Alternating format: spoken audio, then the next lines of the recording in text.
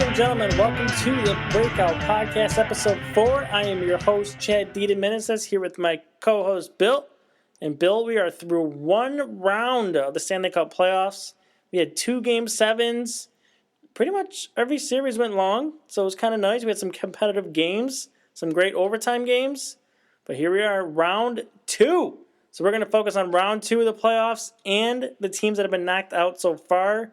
So, Bill, how you feeling round 2? You ready for some exciting hockey? Yeah, 8 down, 8 to go. Like you said, even the short series, Winnipeg-Anaheim was the solid 4 games, big hits, and we'll get right into the teams that lost and what they have to look forward to and round 2 picks later on. Yeah, so let's jump right into it. Let's look at some teams that have already been knocked out of the playoffs and what their future holds. So let's start with some easy clubs. Let's start with Nashville. They had a nice, hard series with the Blackhawks. Unfortunately, went down in 6. It didn't help that their top player, Shea Weber, missed, I believe, 4 games, right? Yep. 4 games. Only played 2. Fisher only played 3, too. Yeah, so, I mean, Philip Forsberg showed. He played great. Yeah, jump in right there, though. That's part of their problem. Forsberg, it's great to see everything he did this year, and I'm amazed how he showed up in the playoffs. But as a team looking to advance past the first round, you can't have your rookie leading the team with 6 points. Yeah, and I think, speaking of rookies, I think another guy that showed, he's not a rookie, but second-year player that showed great for Seth Jones. The Predators. Seth Jones. Yeah, he looks really good. He's not a guy you see very often playing in Nashville, but you saw him play. I was like, oh my! I kind of forgot he was there, but he showed up, played great, stepped in for Weber. They have a good D unit there. Yeah, big guy, and saw him. I was surprised you saw him flying up the wing quite a bit. I hadn't watched him very much in his juniors career, but it was nice to see him flying up and down the wing and creating chances and giving the Blackhawks some havoc. Other reasons, Nashville had a little bit of trouble. Pekka Rinne, I will say he didn't play bad, but he got outplayed by Scott Darling and Corey Crawford. Yeah, so, for Nashville to beat Chicago, a 909 just isn't going to cut it. You're going to need Pekka Rinne to be around, high 920, low 930, and he's going to have to be the force, the stud in the back. He's going to have to carry the team because they were definitely more offensive this year, but they're still defensively strong. I know Weber obviously going on hurt that, but Nashville's not known for, burying a lot of pucks, and even if they are putting up more, you're still playing against the Blackhawks who are going to, fill the net no matter how good a game you have. Right. I mean, Rinne was the key to that series, and you can't get outplayed by Scott Darling. I mean, give Scott Darling credit. He's probably the story of the first round of the playoffs. I mean, he'll probably won't see the nets again unless Crawford really struggles again. But Rinne had to be better. I mean, he was, like you said, he wasn't terrible. But, we had to be better. Speaking of goaltending, I'm going to jump right to Winnipeg here. I think Andrei Pavlik, he's another guy who didn't play terrible, but, there was some times where they needed him to be better. And he's playing a tough Anaheim team who came ready to play. They look like they're legit this time. Yeah, they look good. Pavlik had an 8.91, which is actually pretty terrible. I saw there was the post-season press conference, and Paul Maurice was saying how he liked Pavlik and he was ready to stick with Pavlik and he would be, it going forward. I kind of cringe and hope the GM steps in and says something. For me personally, if I was a Jets fan, I feel like it's time to move on from Pavlik. His career numbers aren't great. They're just okay. You've seen enough. He's had probably I think over 9,000 shots in his NHL career. It's It's not like he's a young guy and all of a sudden you're going to get something you haven't already seen. You know what Pavlik is. He's average, below average goalie. And Hutchinson had a really good rookie year. I think he was like 22-7 or something. That sounds about right. Around something. He had a good record. I don't know if there's anything like that. It was definitely very good. I know for quite some stretches there, he was playing for Winnipeg and playing well. And if he probably would have had the whole season, he might have even been a Calder candidate, if not winner. Yeah, I mean, Pavlik, at the end, that's when he played well, was down the stretch. I mean, that's a good time to play well, but if you think about throughout the rest of the season, the other 60 games, you didn't play that well, and then he went back to that form in the playoffs. you like to ride that hot hand, but sometimes maybe you just got to look at the full picture. You got to take the 80-game sample instead of the 20-game sample. Yeah, I agree. Like I said, if when someone's had this many games and this many shots at them in their NHL career, they're not going to see something you already haven't seen. I will say, for off-season changes, I would hop right on and re-sign Stafford. Yeah, I mean, I called it in a piece that I wrote. I think Stafford could have been the hidden gem of the deadline, and he sure played well. He just needed to get out of Buffalo and get the opportunity. And, he changed his game a little bit, and he played well for Winnipeg. So I think that's something they should definitely look into. Yeah, he had a couple goals in the playoffs, and he seemed to fit well there. He seemed to like it, and I would definitely, if I was Winnipeg, be looking to get him back on the roster, especially now with Kane off the team. So why not keep him and then hopefully see what those other pieces you got in the trade might do for you later on down the road. Yeah, absolutely. So we're going to stick to goaltending because we're going to make our next transition here. We're going to jump to Ottawa. So Hamburglar, not so much. Only lasted 2 games in that series and wasn't impressive. Lost the job. Craig Anderson came in. But Craig Anderson played well, yeah. 972. Yeah, that's insane. I mean, he almost got Ottawa back in that series and got it to a Game 7. Man, that's insane. He played really well. Hammond played. He wasn't terrible. He was just average. And because of what he did at the end of the season there, everyone was hoping. Well, everyone in Ottawa at least was. I think everyone was actually hoping that Ottawa would do well and that Hammond would keep it going. He didn't. Anderson came in and went back to real good form. But of course, if you're talking goalies. The reason is Carey Price, 939. Yeah. He just kept it rolling, steady Eddie, and that's all Montreal really needed to tie up that series and come away with the win. I will say I said it during the first game, when Subban goes out with a game misconduct and Pacioretty doesn't play. You got to win that game. Ottawa needed to win that first game.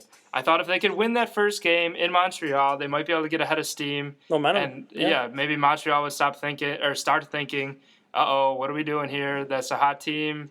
We just lost the first game at home. But for Montreal to win that game 4-3, huge. And I think they kind of just carried that to 2 more wins. And Ottawa fought back a little bit, but I don't think anybody expected them to come back from 3-0 down. With Ottawa, they're in a weird spot. They got to make a goalie decision. Craig Anderson, I believe, is unrestricted free agent. You have Hammond, I believe he's unrestricted free agent. Yeah, Hammond definitely is. And then you still have Robin Leonard there too, who was the guy before the season started behind Anderson. So, I mean, they got to make a goalie decision. You got 2 guys who are about to walk out the door, and you got Leonard there. So, and then to go off of the goalies, I mean. Somebody that's really disappeared, and I'm pretty disappointed about it because I was a huge fan of him. Bobby Ryan. Where did Bobby Ryan go? Yep. Yeah, he wasn't very good. And I was surprised to hear when he came out and said he wasn't injured. I think everybody was kind of waiting for him to say he had that nagging injury. And for him to say nothing there, everyone wondered what the hell happened. He wasn't good. Yeah, your top 3 points for forwards are Stone, Hoffman, and Zibanejad. Yeah. It's good. Once again, young players stepping up, but in playoff series, you need your veterans. You need those guys to, get dirty, get goals around the net. You can't rely on rookies and young forwards to carry you through playoff series. It's rarely going to happen, if ever. But I do agree they're in a funky spot. And don't forget, they are talking to Matt O'Connor. He is one of the 4 teams. So if they pick him up too. You're looking at 4 goalies. You're definitely got to move out 1, if not maybe 2. Unless they might just let Hammond walk, I guess. Who knows? He had such a good end of the year there, but I mean, you don't want to put all your eggs in a 25 you almost wonder basket. if Anderson kind of played himself back into the conversation. I think before that he was definitely gone, and now I think he's back in the conversation now. Yeah, I think so. I would. Probably. Yeah, I mean, Ottawa, it'll be interesting to watch some of the offseason. There could be a lot of interesting stuff going on in Ottawa. But let's jump to our next team. Those feisty New York Islanders. They looked like they had the Caps, and you were thinking to yourself, the Caps just couldn't get over the top again. But, the Islanders just couldn't put them away. They couldn't finish. And disappointing. I after they started off well, I thought the Islanders had a lot of potential, but it's kind of disappointing they couldn't pull that one through. Yeah, I agree. Halak did play. He played really well for them. He had a 9.26, and if you look at it though, every game that the Islanders won, the Capitals only scored 1 goal. So Halak played well, but apparently the Islanders needed him to play amazing for them to pull out victories. If he's given up 1, 2, 3 goals a game, especially in the playoffs, Tavares, your big guns, they got to show up, and they kind of didn't. A big reason, though, why I'm going to say they lost, I felt like coaching played a pretty big factor in this. A little bit. Definitely during in-games interviews, he just seemed lost. I remember at one point in Game 7, I think he was probably talking to Pierre, but they asked him how he was going to get the pressure going because they were having no offensive zone pressure. And he said, I don't know, maybe we're going to put Clutterbuck with Tavares. And even Pierre was like, Clutterbuck? And he said, we don't know what we got to do. We're just going to keep switching up until we can sustain pressure. And Game 7 in the first round of the playoffs, I think, is not the time to just be shuffling lines left and right until hoping you find some magic.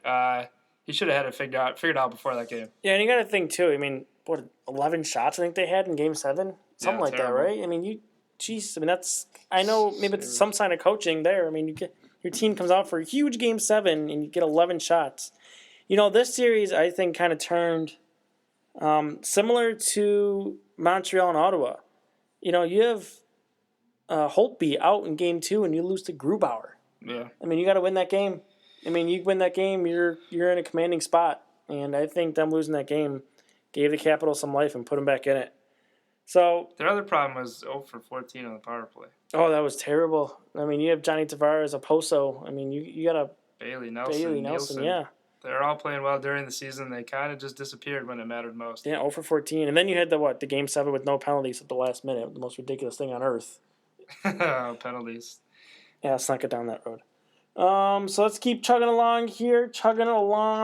And how about we take a visit to our old friends in the Northwest, the Vancouver Canucks.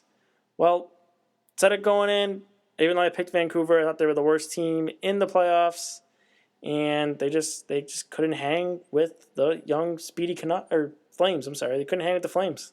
Yeah, I agree. I thought that the Canucks would pull it together and beat the unexperienced Calgary Flames, but hey, give them credit. I didn't think they would do it, but they looked great. Gaudreau showed up again.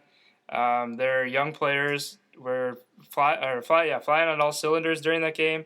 Vancouver just didn't seem to know what to do. I will say I don't know if it would have made a difference, but I wonder if they played Miller Game 1. If he can't steal you a game or two, then yeah, but he wasn't even good in Game 5 or 6. He wasn't good in that game either. He just looked rusty and slow. I don't think Miller was 100%. I think the right call was to go with Lack. Sure, you want to go to your bell cow goaltender, but you could see it in Game 6. Miller won you a game, but in Game 6, he just didn't seem like himself. He was slow. Rebounds were out. Just was rusty. So I don't know what else they could have done there. That was a tough break on Miller getting hurt. But that team is old. Yeah. They're getting older. And they just couldn't keep up with Calgary. Young, speed, and the defense for Vancouver couldn't handle it. Yeah, they look good. They looked very good. They have an even tougher test now in Anaheim. But what do you think? Does Vancouver do anything this offseason? The Sedins are getting old, like you said. They're kind of old. They have some young talent like Bo Horvat coming up. He had a good series. Do they look to trade maybe a Lack or Markstrom? Do you make one more run, basically, I think is your question. Miller's getting up there, too. He's going to be in his mid-30s next year. I think that the position that Vancouver's in, they have to stock up, and they got to try for one or two more runs. And after that, you're full rebuild. Sedin's gone. Miller's contract to be up. You got... I started to wonder if 1 or 2 more years might be... you might just be kidding yourself. I don't know if they could do it in 1 or 2 more years. I think the position they're in, their backs are against the wall. What are you going to do, trade the Sedins now? I don't think yet is now at least 1 more year. Give it 1 more year. You got to think too. The problem is, can you sell one of them? I was just going to say that. If you're going to move one, you got to move the other one. So yeah, it needs to be courteous, you would think, but Vancouver's in a tough spot. I don't know. Their defense is weak. They're old. They don't have a lot in the system. They have some good guys coming. A few good guys. And Eddie Lack could be your goalie of the future after Miller, but he played okay. But I don't know, Vancouver, they might be in some rough waters coming up, I'll tell you that. It's going to be tough for them. Yeah, I definitely wouldn't want to be the GM of the Vancouver Canucks right now, that's for sure. Yeah, no kidding. So let's get into some of the we have 3 teams left. So let's jump into some teams that could get interesting here as we enter the offseason. So let's start with I don't know, what do you call them now? The new San Jose Sharks, basically. St. Louis Blues. I mean, when are you going to go over the top? You have a great regular season, and then you fall flat. Great regular season, fall flat. Just, I mean, I don't know. I think they got to make a big move or something to change the dynamic there, because that club, as assembled, just can't get over the top. And and you know what, honestly, before you go anywhere, I don't even want to hear their draw. They get a hard team every time in the first round. Just, you got to beat tough teams in the playoffs. Whether it's the first, second, third round, I don't want to hear that. That's garbage. In the playoffs, every team's good. Win some games, you know? Yeah, the change in the playoffs, it is weird how you are seeing better teams in the first rounds, though. But yeah, I agree. It's the way that the system works now. You're going to have to beat a Chicago in the first round. And hopefully, if you can get through that, maybe you find a beat-up team. But I will say, once again, it was Tarasenko is leading your team with 6 goals. And the next closest guy had 2. It's just not going to work. Your young guy, again, is the one doing all the heavy lifting. Where the hell is Oshie, Backes, Berglund? Stastny had 1 point. Oshie, Backes, Laterra had 2. You gave Stastny that big contract to score goals for in the playoffs, and he didn't show up. He didn't do anything. Yeah. And so, I mean, off-season changes, do they move? Do they keep Hitchcock? Do they move an Oshie, Backes, Berglund, Elliott? Jake Allen, the future now? Like, you know? I kind of think if you're going to go to him in all 6 games of the playoffs, you kind of can't be like, we're just kidding, Elliott. Come on back and play 60 games for us. I think at this point, if you did that, you kind of got to move on. So I don't know what you do with Elliott there. But I will say, part of me wonders, maybe the GM's going to have pressure. He's going to have pressure from the fans. He's going to have pressure just feeling it from over top that he needs to do something because his team is out in the first round again. But part of me wonders if the right move is not to do anything. They are a good team. They just can't seem to get over that hump. I mean, I don't know if you just make 1 or 2 moves, but you keep the same guys. You would think that they have to show up eventually. Yes, I mean. Yeah, but you got to go back to too. Like I said earlier, when you first started, you know, you got to look at the whole picture and got to look at. This is the second, third time we're here now, you know? I mean, they got a good team. You got Shattenkirk, Pietrangelo, Backes, Oshie, Tarasenko, Stastny. I mean, that team doesn't lose in the first round. Steen. I mean, I could just keep going and going. But that's my point, is that it's there.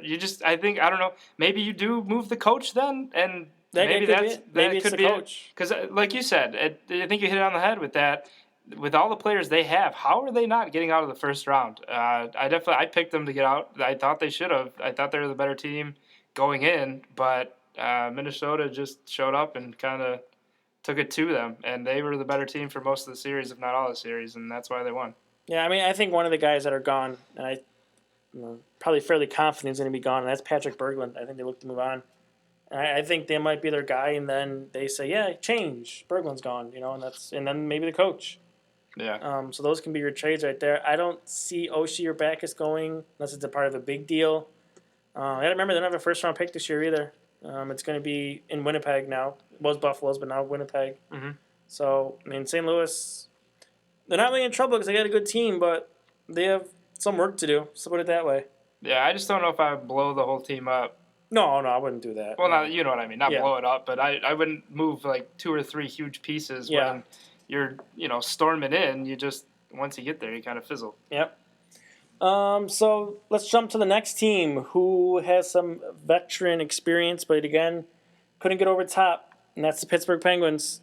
And now Pittsburgh's looking at some big changes in the face, perhaps. I mean, the GM and the coach are staying, so we know that's happening. So now it's which players are going. Doesn't sound like it's going to be Malkin, unfortunately for me, even though I would love that. But they got some changes to make in Pittsburgh. They're in some trouble maybe a little bit. Yeah, I got this one, Chad. Once again, the problem was Marc-Andre Just kidding. Actually played really well. He had a 927. I thought he looked solid. He played great. All the games that they lost were 2-1. I think it was partially Malkin having 0 points. Winnick, I don't really put a lot into plus minus, but a -6. Like, you're on Crosby's line to. Yeah, what are you doing? Yeah. You got to be trying to have a -6. Injuries, obviously, but it was more back end. But I do think that had a factor. Letang and Mata. Letang himself is going to be the one that carries the puck up, or he gives you that outlet pass, so that's going to help the offense. So I do think that Mata can do that too. You know, those are big pieces that we're missing. Yeah, but like you said, who knows if they're going to be able to bring Earhart back? Yeah, so and then the bottom 6 is just terrible. So most of them are UFAs. Yeah, I would let almost all of them, if not all of them, walk and just get in a whole new group in there. Not a lot of cap space, and if the cap goes down, they're in a lot of trouble. Yeah, that is trouble. But I will say, reason for optimism: you still got Sidney Crosby. Yeah, right. Yeah, so, best player on the team. Yeah, he still was there. He wasn't, amazing, but he's still putting up points and he's doing what you need him to do in the playoffs. So the rest of the team just has to figure it out, or the GM has to figure it out because he's getting older and. Who knows what he has in the back of his mind for plans or. I mean, he's got a big contract there, but I don't know if he's going to sit around for if they come to me. He said we got to do kind of a rebuild here. I don't know how much he's going to like that. Yeah, I forget who it was, but I was listening to something. And they even said like during the season they see things where like Crosby's wide open, calling for the pass on the blue line, and then he waiting for the pass, and the guy doesn't pass it, so he just like purposely just floats and skates off sides, and then blows up on somebody, and everyone on the bench is just rolling their eyes. But I mean, I kind of feel for him. Like he's not getting the help that he needs, and Pittsburgh better figure it out quick because you don't want an angry superstar. Yeah, I mean, you got Hornquist, and Kunitz there. Maybe Kunitz is the guy you move and try to get some pieces down in the bottom 6. So Pittsburgh could be a team to watch, and like you said, it's weird. It wasn't Fleury this time. Played great. You gotta feel bad for the guy. Came back and showed everybody that he could play well in the playoffs, and still his team couldn't come through for him. Tough break. So one team left. They were knocked out last night. Perhaps from a Buffalo standpoint, the most interesting team here. Detroit Red Wings. They looked like they were going to shock, well, at least the two of us, and pull it off on Tampa thanks to Ben Bishop. But just couldn't get it done in the end, and now it's Babcock watch. Let the money flow now. Yeah, definitely. I think in regards to Babcock, we'll talk about that before we get into the series. His post-season series presser was pretty shocking to me. Yeah, see you later, pretty much, right? Yeah, I mean, everyone knew that he was kind of going to see what he could do in the market. But everyone, they had their doubts on if he would just stay in Detroit because he's been there so long and he knows, the lay of the land. But he said things that we said on the podcast. You definitely don't expect that. You don't expect him to come out. I guess I'll quote a few things right here. He said this team wasn't as good as it used to be. They had a fight to get in the playoffs. Tampa Bay they're bad enough to get young players and be good. Their best players, Detroit, were 34, 35, 37. They're not a Stanley Cup contender right now. And I think the biggest thing is he said they have some good players going ahead, but who's going to replace Pavel Datsyuk when he retires? And it's the biggest line, I think, for me, is he said we've been winning too much. Yep. Which is, we touched on that big time. When you're drafting late first round or not even the first round. Or sometimes you trade your first round pick, don't even have a first round pick. Exactly. And you're drafting, 30 plus. Yep. You're not going to get somebody who's going to replace Pavel Datsyuk or Henrik Zetterberg. And that's going to be their problem going forward. And I give him even more credit, and I can't believe, and I love him for actually coming out and saying it, but smart man. I didn't expect him to say it, though, that's for sure. Yeah, I mean, and the other thing in Detroit, too, is, they have to. You got to unload Howard now.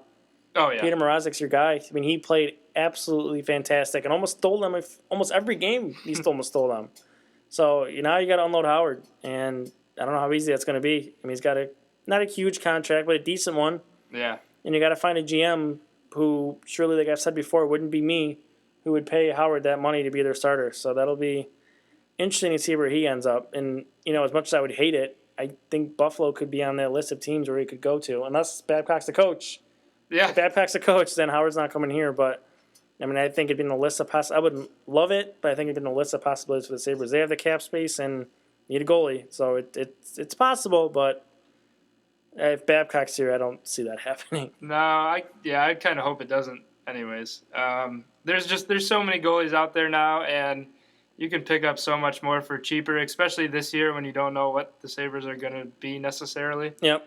I don't need to be paying Howard whatever he's getting. But yeah, I mean, just real quick back into the series, I will say Tampa Bay, they didn't score much, and their offense was, hunkered down by Babcock and the Detroit Red Wings for most of the season or series, but they scored when it mattered most. Down 2-0 in that game when we were doing the last podcast. That was unbelievable. And we were going crazy. They came back late in the third. 5 goals in Game 6, and then they shut out the Wings in Game 7. So Tyler Johnson, he's pretty good too, huh? Yeah, I guess it's a little bit nice for Tampa that, Steven Stamkos is back from his vacation now. So, yeah, it was kind of a bad timing for him to take it during the first round, but hopefully he doesn't have jet lag and he can, participate in the second round of the playoffs for Tampa Bay's sake. That'd be nice. Hopefully they call some more penalties too. Yeah, yes, penalties. Anyways, so teams are out. Sorry, guys. See you next year. Enjoy the golf. Round 2 starting. Here we go. Here we go is right. So, time for some picks. Let's see how we do. Let's start in the West. Ryan Kessler and the Anaheim Ducks against those young, feisty, speedy Calgary Flames. I'll let you start this off. Who you got? The Ducks. I know I keep putting Calgary down. I keep bashing them, and they keep showing me wrong. But one more time, I think the Ducks are going to take this one. I will say, I still think it'll be 5 or 6. I just think Anaheim, they're too offensively gifted. They're huge. And with the additions of Kessler, that's proving to be well, especially now that he's on a second line how role. great is Kessler playing for them? I mean, that's amazing. People in Winnipeg are going to see that guy in their nightmares. I mean, every time Winnipeg was in it, Kessler would come to rip up your hopes and dreams for that. That was terrible. But I think it's Anaheim too. I think the Ducks are for real this year. Freddie Anderson plays great. They got a deep club, especially if you can get Kessler going with Getzlaf and Perry. And I said this before, I look at it this way when I pick a series most of the time. Who has the best players on the ice? And it's Anaheim. And I think Anaheim's too much. Finally, I think it's time for Calgary to take a seat. Time to go home, Calgary. You've been inspirational. You've shocked some people, but I'll be, whatever the word is, above shocked. That's what I would be if Calgary pulls it off against Anaheim. Yeah, it's like mommy's calling kids. Yeah, go right. Go home. Yeah. You've had your fun. Pretty now. much. Yep. Lights out. Go home. Pretty much. So let's jump to the next one. And this, I think, is probably the best series of the second round. And Chicago and Minnesota. I mean, it was a great series last year. And now Minnesota's got Dubnyk. Chicago got going. Patrick Kane, it looks more comfortable. Minnesota just pretty much almost had their way with St. Louis every game except the one that got blown out. This is a tough series. I personally, I think I kind of give a little bit more to Chicago. I think they can pull it off. I think it's probably going to go 7. With Crawford, is he going to be Crawford now? Does he still have those nightmares of that Nashville series in his head? For Minnesota, Minnesota, like Calgary, but this time for Dubnyk, it's time to go home. It's time to snap back to reality here. I just think Chicago is slightly the better team, and I think they can pull it away in 7. Yeah, I agree. I go Chicago here too. I will say, Devin Dubnyk wants that big contract. Here it is, big guy. Yeah. If you can knock out the Chicago Blackhawks, I think Minnesota will basically give you whatever you want. Pretty much. I just don't see it happening, though. I think, like we were talking earlier, Kane and Taves contracts next year. Time is now again for Chicago. I think they feel it, too. Yep, finished out the dynasty. Kane came back way earlier than anyone thought he was going to. And not only that, he's looked well. He's looked well, and he's looked good. Making great passes. That one goal he had, I was jumped through the roof, snipe. Oh, that was a huge goal late in that period to tie it up. I mean, that's a crusher for Nashville. Oh yeah. So I feel like Dubnyk, it's his time to shine if he wants to, but I just think Chicago's firepower is going to be too strong. Sharp, Hossa, Taves, Kane. Yeah. I just keep going, but Keith and Seabrook look good too. So with them, all of them firing at all cylinders, I just don't see how Minnesota is going to get this one, and I think Chicago takes it again. Yeah, it'll be a great series, though. It'll be fun to watch. So let's jump to the East. We're going to go Rangers, Caps here first. And this is an interesting series. The Rangers aren't going to have Zuccarello the whole series. They got Klein back. The Caps finally got over the top. Maybe a little momentum riding there. You got Lundqvist, Holtby, Ovechkin, Nash. I mean, you got a lot of star power in this series. This is going to be tight. And, I'm going to... They played each other quite a few times, Yeah, too. and, man, sitting here now, it's going to be tough for me to pick. I mean, I think at the end of the day, the Rangers get it done. I think they're the deeper club. All four lines. Zuccarello's going to hurt. But I think the Rangers get it done. It'll be tight, and it wouldn't surprise me if the Caps do pull it off, but I think the Rangers do at the end of the day.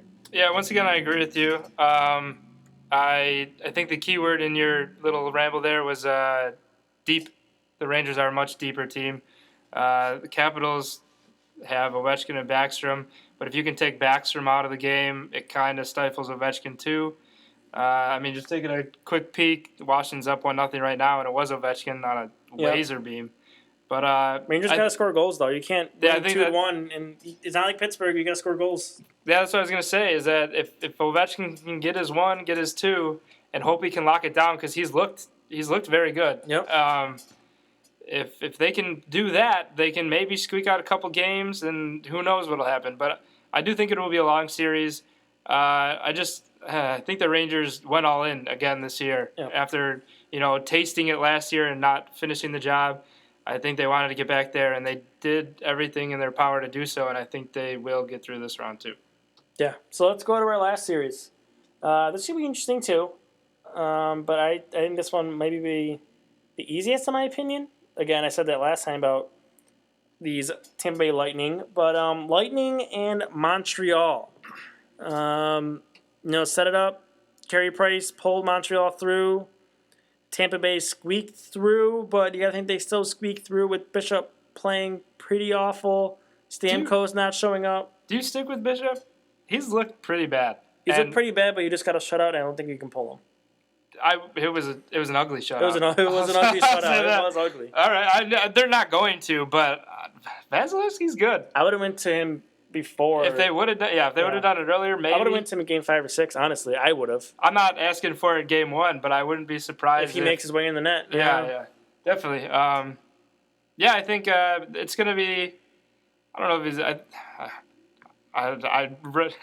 I'm like nervous to say it. I think Anaheim will be the easiest one, but Tampa Bay should have their way with Montreal. I've said it for quite some time now. I don't think Montreal overall is a good team. I think it's mostly all Carey Price. He's been my MVP for the whole year, but I think Tampa Bay finds a way to put some up on him, and then if Montreal can't keep up with Tampa Bay's speed and scoring, it might be a quick series. Yeah, and this will kind of puts my whole argument to rest. It's scoring versus goaltending. Let's see who wins. Yeah, Tampa Bay can put the puck in the net and Carey Price and keep it out of the net. So I think Tampa Bay should be able to pull it off. That's again depending on Bishop doesn't drop pucks into his own net, and Stamkos maybe can score a goal, perhaps. Someone's got to help Tyler Johnson out. Yeah. I think that Tampa Bay is a quick, young team, and maybe that's Calgary in a few years, going back to the quick, young team, but Tampa Bay, I think they're just ready to win. Mm-hmm. And at a young age, that's kind of scary for the rest of the league, at least. But I think Tampa Bay takes that series, and I got it maybe 6, maybe 7, but I don't think it goes past 6. I think Tampa Bay plays Tampa Bay hockey. They can get right through, Montreal. Yeah, I totally agree. So there it is. So to recap, We're on the same page for all of our picks: Anaheim, Chicago, New York, and Tampa Bay. So we're all on the same boat here, and I'm excited. I think it should be a great second round, and hockey starts to get more fun now. As games get closer, we see some more overtimes, late goals, heroics. Who's the hero? So I think we're in for a great second round, and more to come too. Yeah, I'm excited. I think it's going to be a great round 2. Chicago, Minnesota, I think might be the best of the bunch, and it's going to be high-flying action on all ends. So, yeah, that's it. Enjoy it, everyone. I know I will. Yeah, so everybody, thanks for listening. For Chad and Bill, we are out of here, so we will talk to you next week. Peace. See you.